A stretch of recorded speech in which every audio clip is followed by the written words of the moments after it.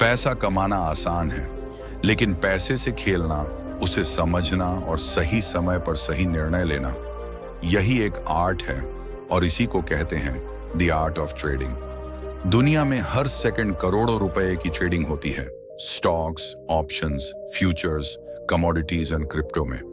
लेकिन सिर्फ 5% लोग ही इसमें लंबे समय तक सफल होते हैं। क्यों? क्योंकि वो लोग ट्रेडिंग को एक गेम नहीं बल्कि एक मानसिक विज्ञान की तरह समझते हैं। आज हम जानेंगे उस कला के बारे में, द आर्ट ऑफ ट्रेडिंग, जिसमें न सिर्फ टेक्निकल ज्ञान होता है बल्कि माइंडसेट, रणनीति, धैर्य और अनुशासन की जरूरत होती है। चैप्टर 1, ट्रेडिंग क्या है? ट्रेडिंग का मतलब होता है कम कीमत पर खरीदना और ज्यादा कीमत पर बेचना।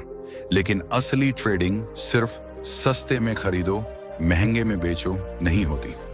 एक प्रोफेशनल ट्रेडर मार्केट के सिग्नल पढ़ता है, जोखिम को नियंत्रित करता है, नियमों के साथ ट्रेड करता है और अपने इमोशंस पर कंट्रोल रखता है। ट्रेडिंग के प्रकार: 1. डे ट्रेडिंग, एक ही दिन में कई बार खरीद बिक्री। 2.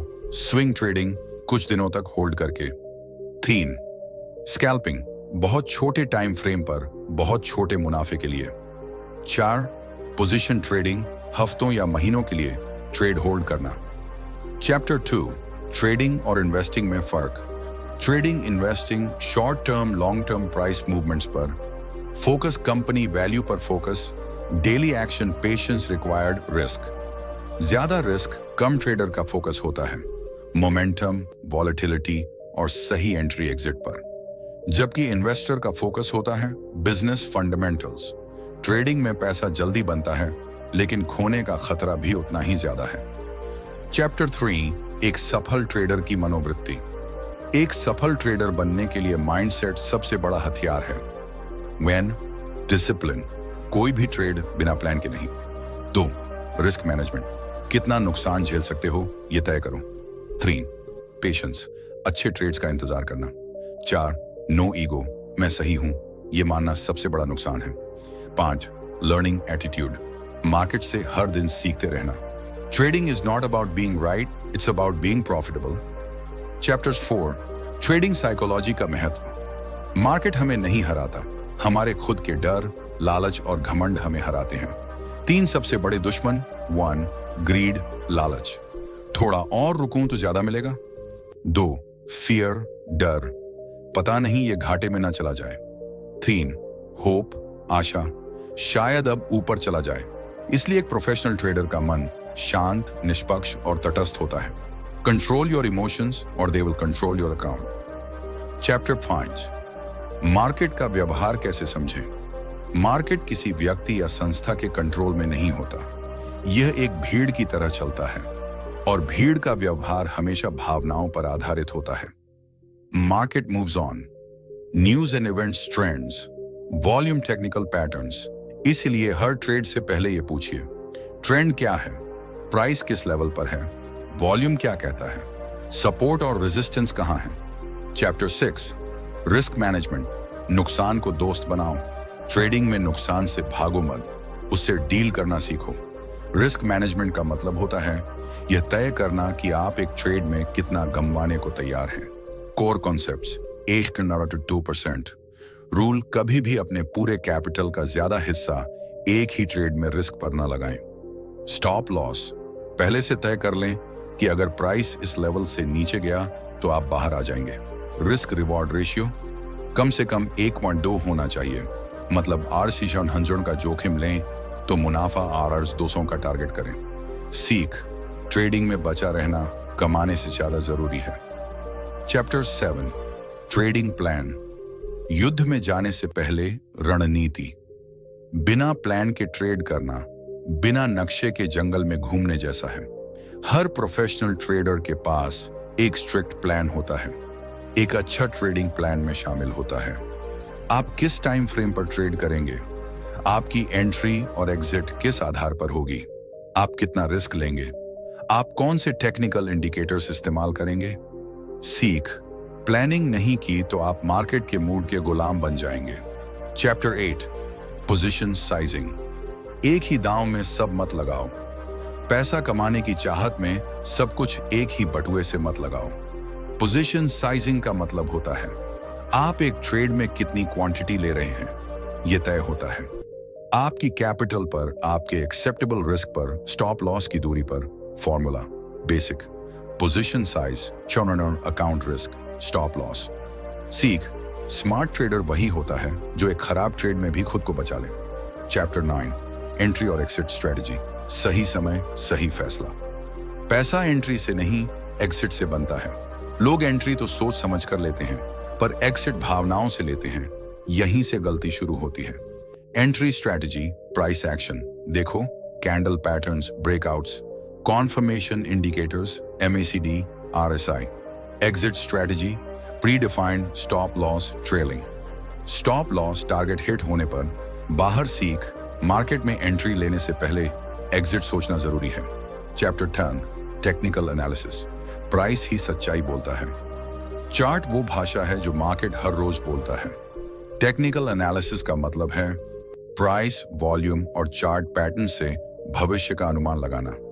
कोर टूल्स, सपोर्ट और resistance, moving averages, RSI, relative strength index, MACD, moving average convergence divergence, Fibonacci levels, candlestick patterns, doji, कोण अनिर्णय, hammer, buying signal shooting, star, reversal. सीख, मार्केट क्या सोच रहा है वो आपको चार्ट से पता चलता है, न कि न्यूज से। चैप्टर 11, ट्रेडिंग साइकोलॉजी, दिमाग का खेल। ट्रेडिंग सिर्फ चार्ट्स और डेटा का नहीं, बल्कि मन और भावना का खेल है। मुख्य सीख, लालच और डर सबसे बड़े दुश्मन हैं। भावनाओं में बहकर जल्दबाजी में फैसले मत लीजिए। एक शांत दिमाग से निर्णय लेना ही ट्रेडर की सबसे बड़ी जीत है। माइंडसेट टिप, जब बाकी लोग घबरा रहे हों तभी आपको शांत रहना है। Chapter 12, risk management. हार को काबू करना सीखें। एक अच्छे ट्रेडर की असली पहचान ये नहीं कि वो कितनी बार जीता, बल्कि ये है कि उसने कितनी बार कम हारा। मुख्य सीख, हर ट्रेड पर केवल 1% या 2% पूंजी का रिस्क लें। स्टॉप लॉस को फॉलो करना ही असली प्रैक्टिस है। अपने पूंजी की सुरक्षा पहले करें, मुनाफा बाद में आएगा। चैप्टर 13, लूजर ट्रेड से सीखें। हार की वैल्यू समझें। हर नुकसानदेह ट्रेड भी कुछ सिखाता है। अगर आप ध्यान दें, मुख्य सीख, हर घाटे वाले ट्रेड का विश्लेषण करें। क्यों हारे, यह जानना अगली जीत की कुंजी है। नुकसान से भागना नहीं है, उसे गले लगाकर सीखना है। चैप्टर 14, रणनीति बनाओ, अनुमान नहीं लगाओ। ट्रेडिंग में अनुमान लगाने की आदत आपको डुबा सकती है। एक पक्का सिस्टम जरूरी है। मुख्य सीख, रणनीति होनी चाहिए। कब एंट्री, कब एग्जिट, इंडिकेटर, प्राइस एक्शन और ट्रेंड पर आधारित नियम बनाएं। बिना सिस्टम के ट्रेड करना मतलब अंधेरे में तीर चलाना है। Chapter 15, fundamental versus technical. कौन सही? दोनों ही महत्वपूर्ण हैं, लेकिन आपका ट्रेडिंग स्टाइल तय करेगा किस पर ध्यान देना है। मुख्य सीख, इंट्राडे और शॉर्ट टर्म में टेक्निकल एनालिसिस प्रभावी, लॉन्ग टर्म इन्वेस्टमेंट में फंडामेंटल एनालिसिस जरूरी। दोनों को समझकर सही मौके पर सही हथियार का प्रयोग करें। चैप्टर 16, रिपीटेशन और कंसिस्टेंसी। ट्रेडिंग में बार बार वही प्रक्रिया दोहराना ही सफलता की कुंजी है। मुख्य सीख, एक सही रणनीति को बार बार दोहराएं। एक जैसी सोच, नियम और डिसिप्लिन, यही लंबी दौड़ की घोड़ी है। नई चीजें सीखें, लेकिन बार बार सिस्टम बदलना आपकी सबसे बड़ी गलती हो सकती है। चैप्टर 17, ट्रेडिंग में धैर्य और ध्यान, पेशेंस एंड फोकस। जल्दबाजी में लिए गए फैसले नुकसानदायक होते हैं। मुख्य सीख, ट्रेड के लिए इंतजार करें जब तक सेटअप पूरी तरह से क्लियर ना हो। जब ट्रेड चल रहा हो तो ध्यान भटकने ना दें। अगर अवसर नहीं मिल रहा तो इंतजार करना भी एक ट्रेडिंग स्किल है। Chapter 18, money management.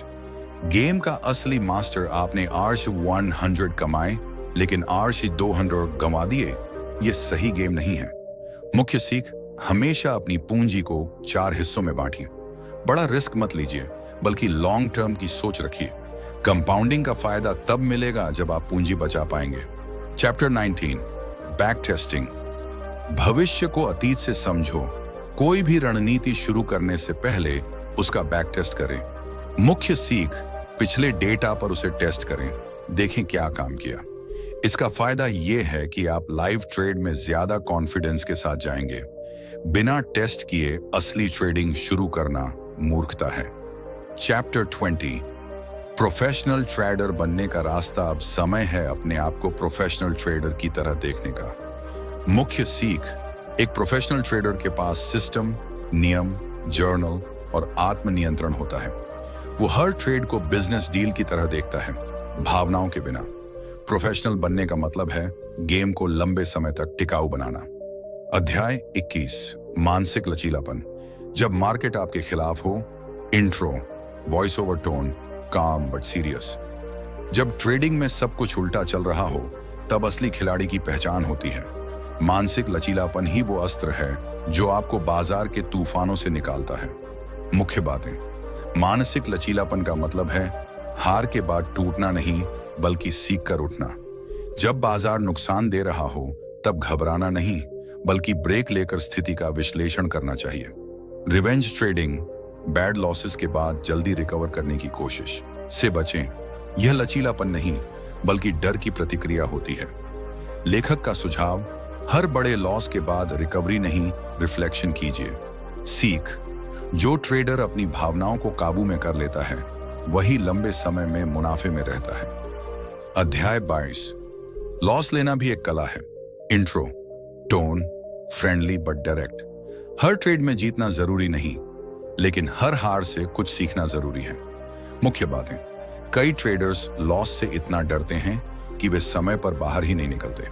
Professional trader loss को कॉस्ट ऑफ बिजनेस की तरह लेते हैं। जरूरी है कि हर ट्रेड में पहले से ही स्टॉप लॉस निर्धारित हो। लेखक बताता है कि कैसे एक लॉसिंग ट्रेड को जल्दी स्वीकार करने से बड़ा नुकसान टल सकता है। सीख, लॉस लेना कमजोरी नहीं, समझदारी है, जब वो प्लान के अनुसार हो। अध्याय 25, जीवन और ट्रेडिंग का संतुलन। Intro, tone, emotional and reflective. अगर आप सिर्फ ट्रेडिंग में जी रहे हैं, तो हो सकता है असल जिंदगी में हार रहे हों। मुख्य बातें, ट्रेडिंग में मानसिक ऊर्जा बहुत खर्च होती है। इससे रिश्ते, स्वास्थ्य और नींद प्रभावित हो सकती है। लेखक बताते हैं कैसे उन्होंने शुरुआती दौर में ट्रेडिंग को लेकर ओवर ऑब्सेस हो गए थे। उन्होंने बाद में रूटीन सेट किया, सुबह योग और मेडिटेशन, दोपहर में सिर्फ मार्केट, शाम को परिवार और पढ़ाई।